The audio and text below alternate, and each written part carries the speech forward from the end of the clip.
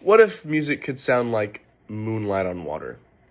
Calm, mysterious, and a little sad. Today, we're taking a closer look at Beethoven's Moonlight Sonata, one of the most iconic piano works ever written. I'll guide you through how to listen to it using melody, harmony, texture, and form, and we'll hear short clips along the way. The real title is Piano Sonata No. 14 in C sharp minor, Opus 27, No. 2, and Beethoven composed it in 1801 and released it in 1802. According to Encyclopedia Britannica, the nickname Moonlight was added years later by a German critic who said the first movement reminded him of moonlight reflecting on a lake. This is a solo piano sonata with 3 movements, each with completely different character. Beethoven also breaks tradition by starting with a slow movement instead of a fast one. Before we take a listen, here's some things I want you to listen out for. Texture. It's mostly homophonic, and it has a melody floating above rolling triplets. Melody, it's simple, stepwise, and expressive. Rhythm, the constant triple arpeggio in the left hand. Harmony and mood, which is in C sharp minor, which means it's going to be dark and introspective. And form, each movement has its own character, calm, playful, and then stormy.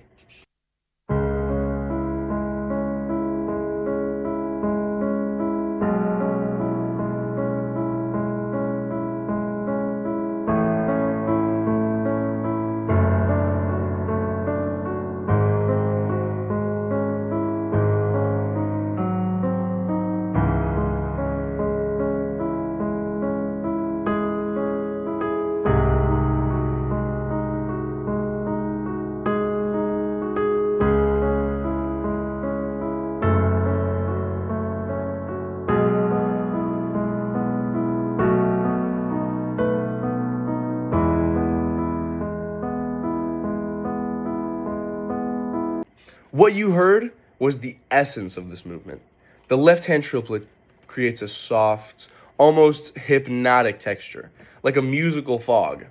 Then melody enters quietly, almost hidden, and it moves in small steps. The harmony stays mostly minor, creating that mournful, very nocturnal feeling. The texture stays very consistent. Beethoven doesn't add big dynamic changes or fast passages here. Instead, the emotion comes from very subtle harmonic shifts, small melodic sighs, and the constant rolling rhythm. It's restrained, intimate, like it's like confessional. Now, let's jump into the second movement. This one acts like a moment of relief, lighter, more graceful, and in D flat major, which brightens the mood, and it feels like Beethoven's letting us breathe again.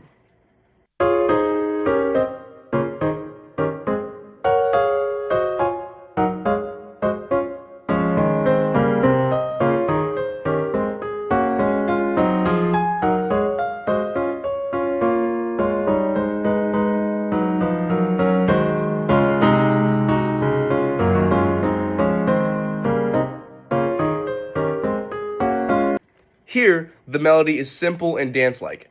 The texture is clear and more playful than the first movement.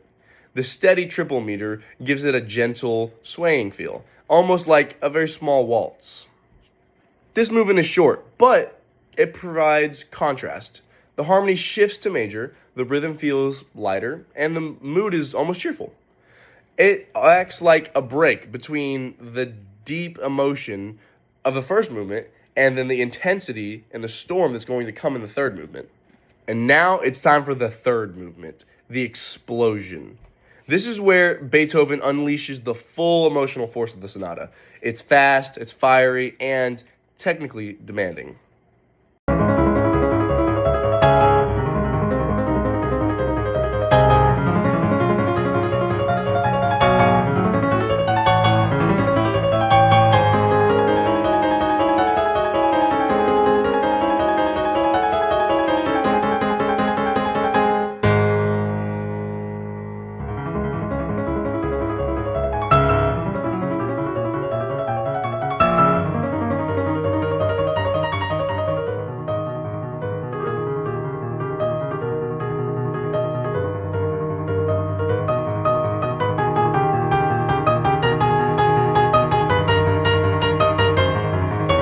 Here, the melody is aggressive and sharp. The texture is very thick, both hands moving rapidly, creating a storm of sound.